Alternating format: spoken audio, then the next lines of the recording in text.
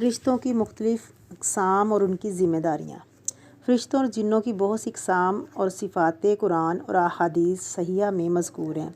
فرشتوں کی پہلی قسم مقربین فرشتے ہیں، جن میں کچھ فرشتے عرش کو اٹھائے ہوئے ہیں اور وہ 4 ہیں۔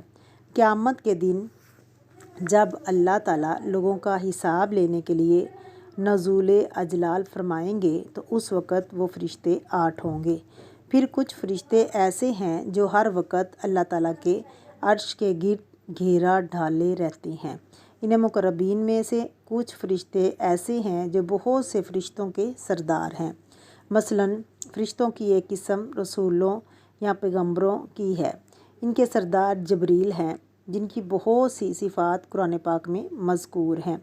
وہ بڑے زور آور اور امین ہے۔ ان کا نام روح الامین اور روح القدس بھی ہے۔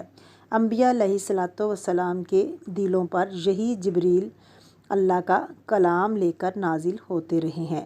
دوسرے سردار میکائیل یا میکال ہیں، جو بادلوں، بارشوں اور برق اور رعد وغیرہ پر مامور ہیں۔ تیسرے سردار عزرائیل ہیں، جن کا دوسرا نام عزازیل بھی ہے۔ قرآن میں انہیں ملک الموت بھی کہا گیا۔ یہ بھی جان نکالنے والے فرشتوں کی پوری جماعت کے سردار ہیں، کیونکہ کسی شخص کی جان نکالنے کے لیے ایک نہیں بلکہ کئی فرشتے آتے ہیں۔ ان میں ایک سردار اسرافیل ہیں، جو قیامت کو ہونے والے واقعات اور نفخہ صور اول اور نفخہ صور ثانی اور بعض کے نزدیک نفخہ صور ثالث پر مامور ہیں۔ ان سب فرشتوں کو ملائکہ بھی کہتے ہیں۔ پھر ان کے بعد 7 آسمانوں کے اندر لاتعداد فرشتوں کی جماعتیں موجود ہیں، جو آسمانوں یا کائنات یا اجرام فلکی کے انتظام پر مامور ہیں۔ جب اللہ کی طرف سے کوئی حکم نازل ہوتا ہے تو ان میں گھبراہٹ اور ہیبت طاری ہو جاتی ہے، اور وہ گھبراہٹ اس وقت دور ہوتی ہے جب اللہ کا حکم متعلقہ آسمان تک پہنچ جاتا ہے، اور نیچے والے فرشتے اوپر والوں سے پوچھتے ہیں کہ اللہ کی طرف سے کون سا حکم نازل ہوا تھا۔ انہیں جواب دیا جاتا ہے کہ حکم جو بھی ہے ٹھوس حقائق پر مبنی ہے، اور پھر وہ اس کی بجا آوری پر مستعد ہو جاتے ہیں۔ پھر کچھ ایسے فرشتے ہیں جو ہر وقت اللہ تعالیٰ کی تسبیح و تحلیل اور تقدیس میں مصروف رہتے ہیں۔ ان کے بعد وہ فرشتے ہیں جو آسمان دنیا کے نیچے اور ہماری زمین کے قریب رہتے ہیں۔ ان میں وہ فرشتے بھی شامل ہیں جو ہر انسان کی حفاظت کے لیے اللہ تعالیٰ نے مامور کیے ہیں۔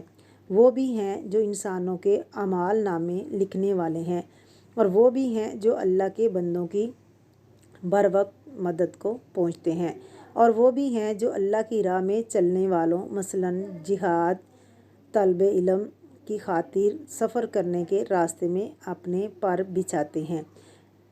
ایسے فرشتوں کو ملائکہ ارضیہ بھی کہا جاتا ہے۔ پھر کچھ فرشتے جنت کو سجانے اور اس کے انتظام میں مصروف ہوتے ہیں، اور کچھ جہنم پر مامور ہیں۔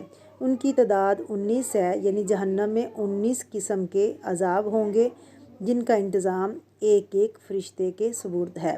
ان 19 فرشتوں کے سردار کا نام مالک ہے۔ اس جہنم کے عذاب پر پورے عملے یا محکمے کا نام زبانیہ ہے۔ صفات کے لحاظ سے فرشتوں کی اقسام۔ صفات کے لحاظ سے بھی فرشتوں کی کئی اقسام ہیں۔ کچھ فرشتے 2 پروں والے ہیں، کچھ 3 والے، کچھ 4 والے، حتیٰ کہ جبریل امین کو جب رسول اللہ صلی اللہ علیہ وسلم نے ان کی اصلی شکل میں دیکھا تو ان کے 600 پر تھے۔